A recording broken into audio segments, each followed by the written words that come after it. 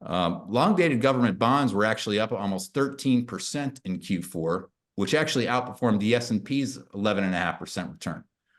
Why is that interesting? The government bonds went up double digits and more so than the S&P in the quarter. Well, because every prior quarter in the past 20 years, when bonds did better than what they did in this prior quarter, you saw a coinciding drawdown in the equity market from anywhere between negative 11% all the way down to 22% down. So why is that really interesting? Because it represents a major divergence with history, and that's rare because investors tend to dump bonds or dump stocks to buy bonds when they're scared. This is important potentially from my perspective because it could represent a turning point in market psychology around the persistence of inflation.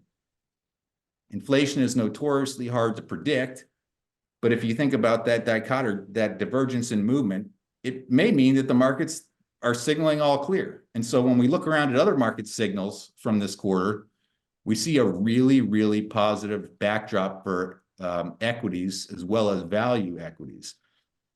Let's take a quick look at some of the macro data out there and what the market expectations implied by that, or what some of the market expectations are around valuations in the market. So there's a 2.1% expectation for annualized inflation sitting out there right now in the bond market over the next 2 years. That's down meaningfully from where it was just 9 months ago at 3.4%. The Commodities Research Bureau spot index closed 2023 at the lowest level in almost 3 years. And it's down more this year. Fed's looking to cut rates right now. So we have an enormously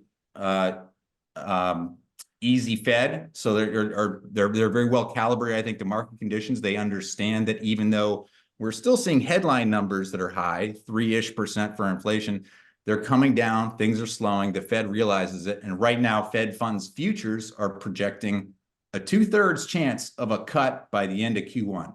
Why is that interesting? Well, it's really interesting because it's the only time in the past 40 years where we've seen potential for a rate cut, or we could see a rate. If they cut rates, it'll be the first time in over 40 years when we've seen a rate cut on the heels of 2 consecutive quarters of GDP growth running at 4.5% or higher.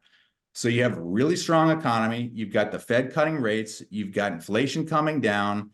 You've got the VIX entering the year at its 12th percentile. So fear, broadly speaking, is low. We're in an election year where people want to keep the music playing. So things are really, really good. It's a great environment for value. Value has historically outperformed when in a strong economic environment. What you saw the past decade was, generally speaking, a pretty weak environment where capital had absolutely no accountability. Rates were at zero. Everyone was shooting for the moon, trying to get these moonshots and these tech companies that had absolutely no profits.